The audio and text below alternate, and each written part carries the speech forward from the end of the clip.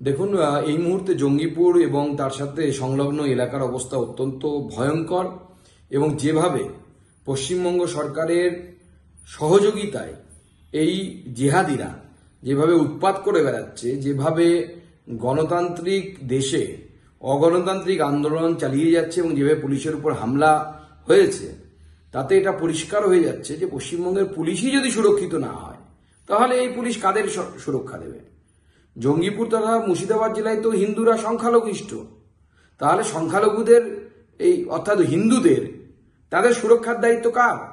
এবং মমতা বন্দ্যোপাধ্যায় এবং তার সরকার পুরো পরিকল্পনা করে এই ঘটনাগুলো ঘটতে দিচ্ছেন, যাতে এই 26,000 চাকরি চলে যাওয়া এই বিষয়টি থেকে পুরো মিডিয়া এবং জনগণের কনসেন্ট্রেশন যেন অন্যদিকে চলে যায়।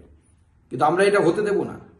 এবং আমার মনে হয় রাজ্য সরকারের উচিত, আপনার পুলিশ যখন পারছে না, আপনার পুলিশ যখন নপুংসক পুলিশে পরিণত হয়েছে, কেন্দ্র সরকারকে বলুন প্যারামিলিটারি ফোর্সেস পাঠাতে, বিএসএফ কে পাঠাতে, দেখবেন সব ঠান্ডা হয়ে যাবে।